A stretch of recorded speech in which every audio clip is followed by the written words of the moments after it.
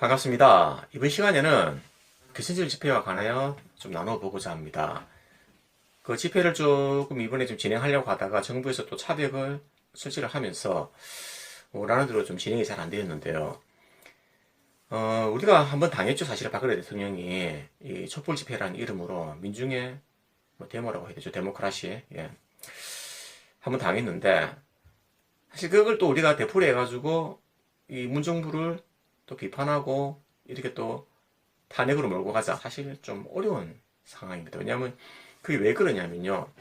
그 당시 사실 우리는 자유민주주의를 사랑하는 이런 시민들은 이럴 수에 너무 관심이 없었어요. 그 대응도 안 돼 있었고 그러다 보니까 준비가 되지 안 돼 있었죠. 그러다가 뭐 촛불 뭐 시민이라는 그런 이름의 선동에 다 휘말린 부분도 몇 분 계시고 나오면서 이미 준비된 그들의 어떤 움직임에 무방비로 당해버린 거죠. 저들은 이미 그런 방식으로 정권을 한번 획득을 해놓으니 뭐 대응이 뭐 철저하죠. 이에 대해서는 똑같은 방법으로는 이 정권을 심판하고 이렇게 대응하기가 사실 어렵다는 겁니다. 우리가 이제 이 부분을 좀 알고 그러니까 저는 사실 그렇습니다. 매 순간 어떤 방송을 찍을 때 제가 생각하는 게 정답이 아닐 수가 있습니다. 하지만 조금이나마 도움이 되시는 어떤 해결 방안을 항상 제시하려고 저는 노력을 하거든요.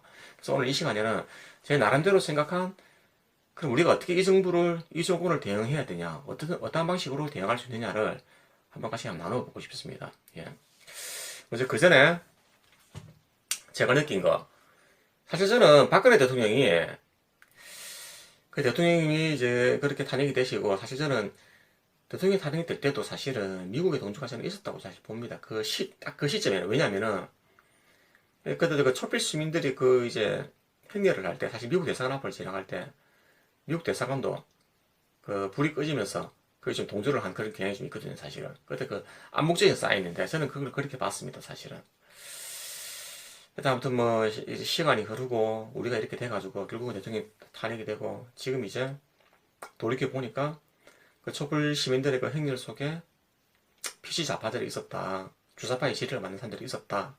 그들의 그런 오랜 계획들이 녹아가지고 사실 사치와 향락에 빠져있던 자유시민, 대한의 시민들 참 너무 뭐 무방비로 당해버렸죠. 예, 그런데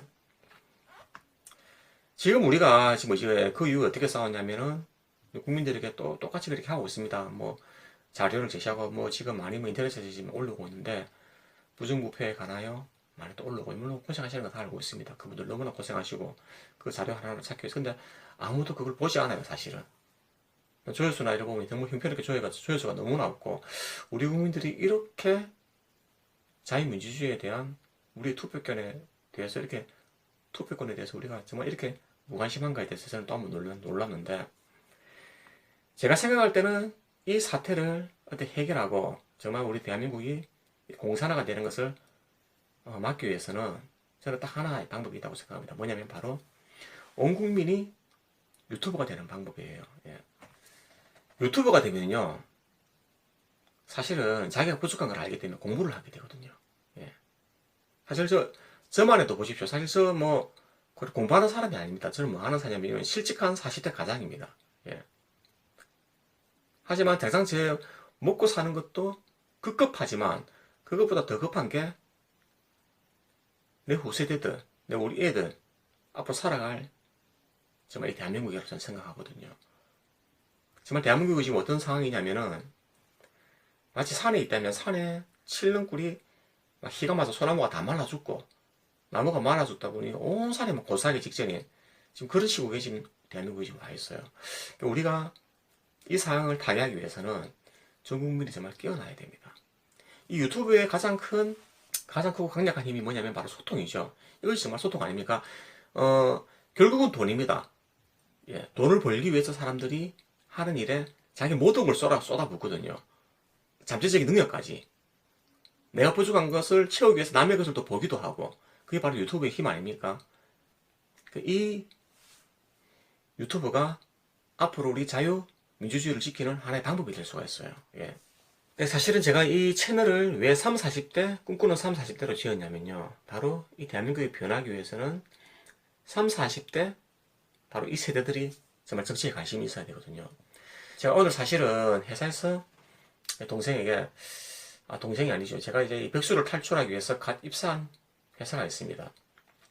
아직 뭐 며칠 안 돼가지고 잘릴지 안 잘릴지 근근히 버티고 있는데, 그 선배이면서 동생이죠. 제가 나이가 많다 보니까 그 뭐냐 웹툰을 보고 있더라고요. 그래서 제가 얘기를 했습니다.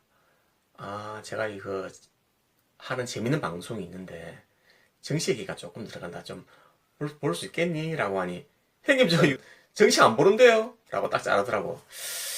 그래서 제가 좀 섭섭했지만요. 그분도 나중에 결혼을 하면 아이를 낳을 거고요.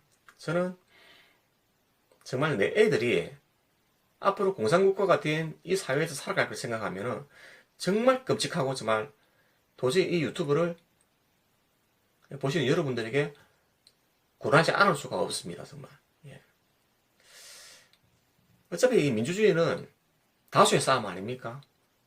이 유튜브를 통해서 많은 이들이 또 깨어나고, 우리가 당장 모든 사람들이 방송을 못 찍더라도 방송을 못 찍는 분들은 댓글로서 동참을 하시는 거예요. 댓글로서 많은 정보를 주시고 많은 의견을 주시고, 그걸로 저희 몸이 풍성해지고, 먼저 내 가까운 지인들, 친지들, 모든 분들에게 먼저 권하고, 자유 우파 시민들이 이렇게 많아질 때 결국엔 우리가 선거에서 이길 수가 있습니다. 예.